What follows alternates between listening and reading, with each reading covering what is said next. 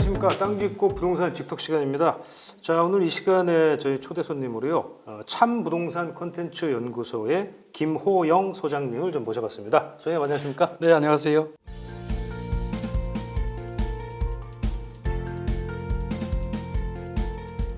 코로나 사태 이후에 도대체 부동산이 어떻게 흘러갈까? 네. 또 시장에서 그러면 과연 이제 어찌됐건 좀 지금 이미 이제 경기 침체 조짐이 나타나고 있는데 이 상황에서 그러면 어떤 부동산을 내가 투자를 하는 것이 과연 좋을까? 살아남는 부동산은 어떤 부동산일까?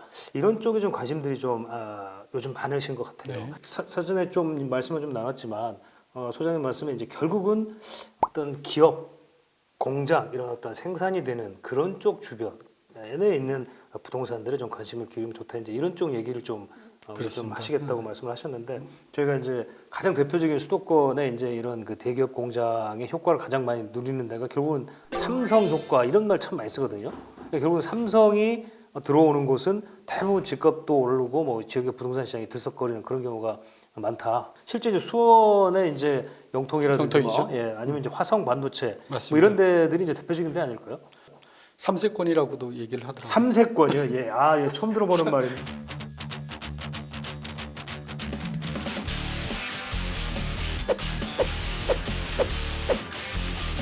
가장 빠른 곳이 아마 영통이었죠. 처음에는 공장이었지만 지금은 다 이제 생산 라인은 그렇죠. 나가고요. 예. R&D 센터만 있고 이어서 이제 아래쪽으로 경부고속도로 축을 타고 예. 삼성 벨트가 나오죠. 예, 삼성 벨트. 아래 기흥이 나오고 네. 그다음에 화성이 나오고 2017년인가요? 좀 기억이 좀 그런데 세계 최대 반도체라고 하는 고덕지구가 생긴 그렇죠. 게 고덕지구. 예, 고대 평택. 예. 거기가 바로 거기도 이제 삼성 공장이고요. 거기도 분양할 때 어마어마하지 않았습니까? 그렇죠. 규모도 굉장히 컸지만 네네. 그 당시에는 진짜 삼성 그 반도체 영향으로 예.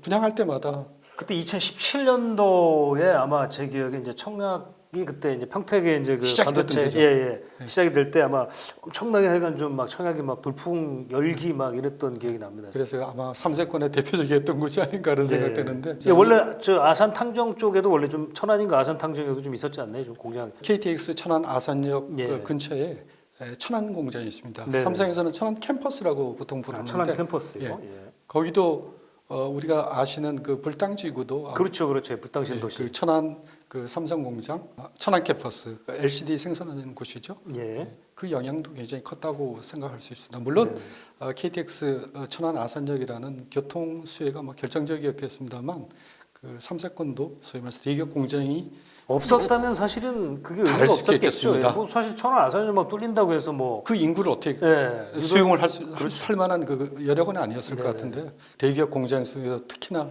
삼성이 들어오니까 그 효과, 여파 이런 거 시장에 미치는 영향 이거는 훨씬 더 커지 않았나 그랬어요. 지난해 이제 용인에 이제 SK 하이닉스 이제 반도체 공장이 새로 이제 추가로 이제 입지가 이제 정해지면서 사실 그 지역의 부동산 시장이 거의 뭐 난리가 났지 않습니까? 난리가 났었습니다. 투자 계획이 발표되면서 수혜 단지라고 그럴까요? 어떤 시장에 굉장히 180도 변화를 준 단지가 하나 있는데 수혜를 받은 단지죠. 예.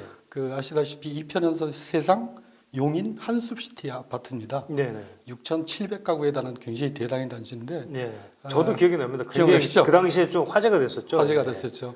그리고 그런데 이제 거기 약간 좀 핸디캡이라고 할 수 있는 게 주변 교통 여건하고 좀 잘 맞지가 않았었죠. 네. 논, 밭 이런 지역이 많다 보니까 예. 쉽게 말해서 인프라가 굉장히 적은 지역이었습니다. 네.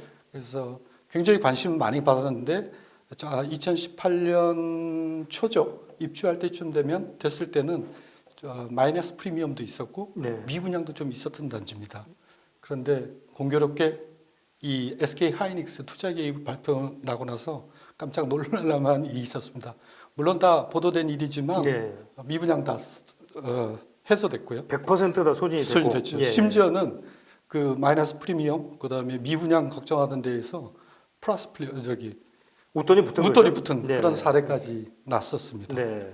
땅값도 좀 많이 올랐을 것 같은데요. 그러면? 땅값 많이 올랐습니다. 네. 작년 이 SK 하이닉스 반도체 클러스터 발표된 게 지난해 2월인데요. 네. 2월부터 올 1월까지죠. 내내 한 1년 정도. 1년 내내 계속 그 땅값 상승률 1위 지역이 처인구였습니다. 아, 예. 대기업 효과라고 그러죠. 예. 대기업이 특히나 큰 어마어마한 공장이 들어왔을 때 거기 거기에 고용 창출을 기대해서 그렇죠. 주거 수요가 기대되면서 이런 효과가 나타난다고 볼 수 있겠습니다. 근데 이제 뭐 사실 이제 SK 하이닉스뿐만 아니라 이제 이 비근한 예로 이제 서울의 경우에도 네. 마곡지구가 이제 대표적으로 사실 아주 저는 기억이 대표적이죠. 나는데, 예. 네. 마곡이랑 이제 뭐 상암 같은 경우가 네. 이제 대표적으로 기업이 이렇게 들어오면서 네. 뭐 지역 부동산 시장이 좀 활성화되면서 네. 활성화되는 이제 그런 사례가 아니었나 이제 생각이 들거든요. 나 때는 말이야 이거 한번 해야 될 것 같은데요. 마곡에는 아예 사람이 안 살았기 때문에 아예 무정차역이었죠. 제가 맞습니다. 기억이 나는데 맞습니다. 9호선이 유일한 무정차역이었는데. 예, 거기가. 여기 개통되고도 거의 10년 그렇죠. 정도 예, 아예 맞습니다. 없었 예, 그 예. 무정차역으로 마곡역이 그럴 때가 있었습니다 정말. 그런데 이제 기업들이 들어오기 시작하죠. 주로 이제 R&D R&D들이 많이 들어오죠. 대표적인 게 LG 사이언스가 되는데요. 네네. LG 사이언스 들어오고요, 코롱 들어오고요, 롯데 R&D 센터. 그래서 대기업 연구소들이 엄청 들어오게 됩니다. 이 분양 전부터 아마 오피스텔 그다음에 이쪽 분양할 때는 굉장히 인기가 많았었죠. 저도 기억이 많이 납니다. 네. 여기는 뭐 그때 뭐 뚜껑만 열면 다 된다 뭐 이랬었던 얘기도 나오죠. 예. 예. 가장 최근에는 그 마곡 9단지 그렇죠. 예, 예. 최근에 분양이 공공 됐었죠. 분양이 있었습니다. 예, 예, 예. 아마 R&D 연구소들이 많이 들어오니까 역시 여기도 주택 수요가 많이 예상되기 때문에 앞으로 가치 상승을 많이 기대한 거겠죠. 예. 250가구 모집에 약 3만 7천 명 정도 몰렸었습니다. 엄청나네요. 예. 엄청났습니다. 됩니다. 최근에 어찌됐건 그래서 또 좀 아산 탕정이 좀 요즘 부동산 시장에 좀 핫플레이스가 되고 있다는 얘기가 좀 들어오는데 그 이유가 이제 뭐 얼마 전에 이제 이재용 부회장도 아마 거기 내려가서 발표도 했지만 맞습니다. 그 LCD를 이제 4세대인가요? 뭐 QLED인가 뭐 이렇게 제가 잘 모르겠지만 퀀텀이라고 네, 어마어마한 투자 계획을 또 발표했지 않나요? 거기가? 맞습니다. 기술 집약적인 훨씬 더 부가가치가 높은 높은? 그다음에 차세대 디스플레이라고 하는 퀀텀 퀀텀 닷? 닷 예, 디스플레이를 하겠다는 차세대 디스플레이 그런 투자 계획을 발표합니다. 네. 2025년까지 13조 1천억을 투자하겠다고 합니다. 13조 원이요. 예. 그렇습니다. 그 정도로 굉장히 큰 규모가 예. 또 하나 들어서게 되는 거죠. 뭐 아산 탕정 그러니까 아산이라는 지역이 뭐 물론 서울 수도권만큼 크지는 않기 때문에 그렇죠. 그 지역에 있어서는 어마어마한 이 재료가 되겠네요. 그러니까. 맞습니다. 그 아산 그 LCD 공장 처음 생긴 게 2005년도죠. 네. 좀 되는데 그 당시 인구가 15만 정도 안팎이었어요. 15만. 네. 예.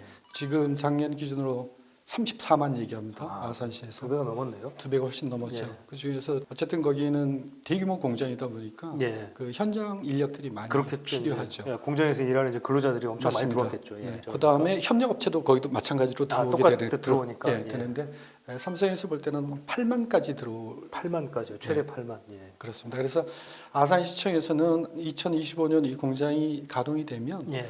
전체적으로 아산 시내에서 한 50만까지 인구가 늘어나지 않겠느냐. 예. 이렇게 되면 주변 이 지역에 뭐 이 주거 주택 부족 현상이 엄청난 주택난이 벌어질 수도 있는 거 아닙니까? 그렇습니다. 그래서 천안아산의 기준이라면 이 동쪽이 불당지구, 불당지구. 네. 예. 그다음에 남쪽이 배방지구가 네, 되고 네. 아산 배방지구. 배방지구 예, 예. 이 다 같은 아산 신도시입니다. 예, 예, 예. 그 옆이 탕정지구입니다. 네, 네. 여기 이제 삼성 디스플레이와 가장 가까운 게 탕정지구인데 작년 그 2월에 예. 탕정지구에서 GWLCT 푸르지오가 예, 예. 분양됐습니다. 작년 2월이요? 네. 예. 그 삼성 디스플레이하고 굉장히 가까운 곳이었는데 그 당시에도 삼성 디스플레이를 예상을 해서 그러는 건지 모르겠는데 경쟁률이 높았습니다. 네네. 지방치고는 한 38대 1 정도 38대 예, 경쟁률이 나왔는데 네, 네. 굉장히 그 비교될 만한 게 작년 10월에 그 투자 계획 삼성 디스플레이 투자 계획 발표가 나오고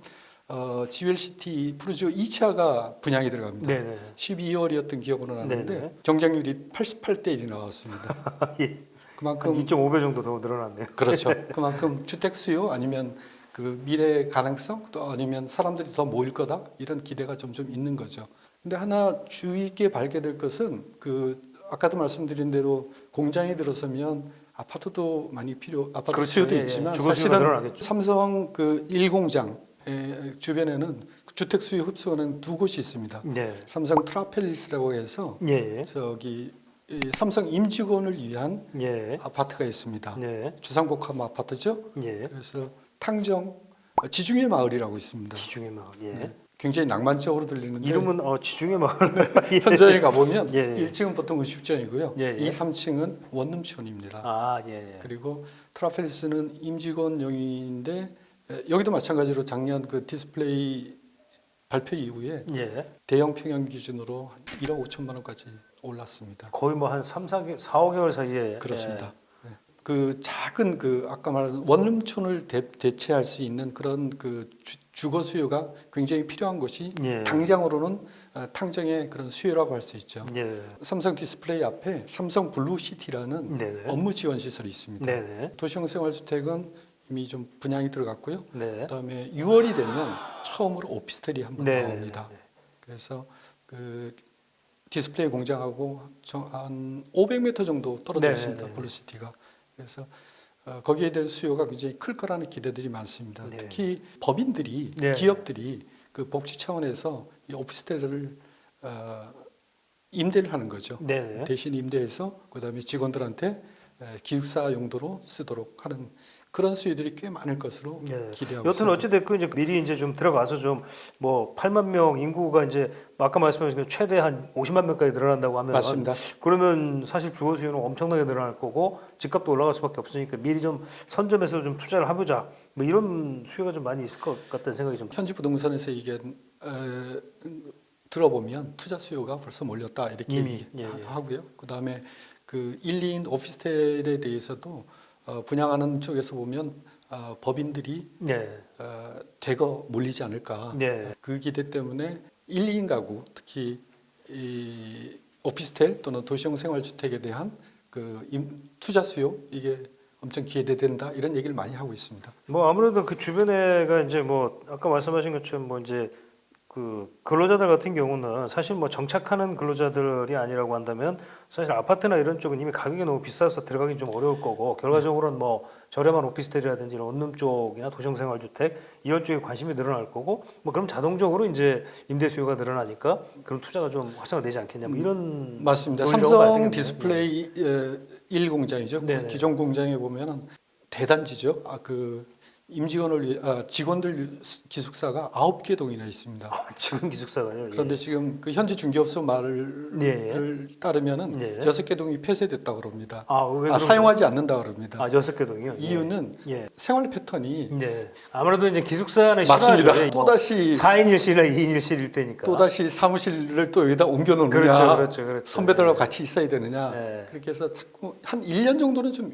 있는다 그럽니다. 네. 그러다 같이 생활하다 보면 계속 나오다 보니까 그 원룸촌에 가보면 대단히 아산 그 원룸촌은 불야성입니다. 밤이 되는 거. 그러면 지금이라도 좀 원룸을 사야 되나요? 그러면 사야 될 것 같은 느낌입니다. 부동산에서 그런답니다. 그 지금까지 불당 지역에서도 대부분 수도권에서 와서 투자 수요가 있었다고 네. 합니다.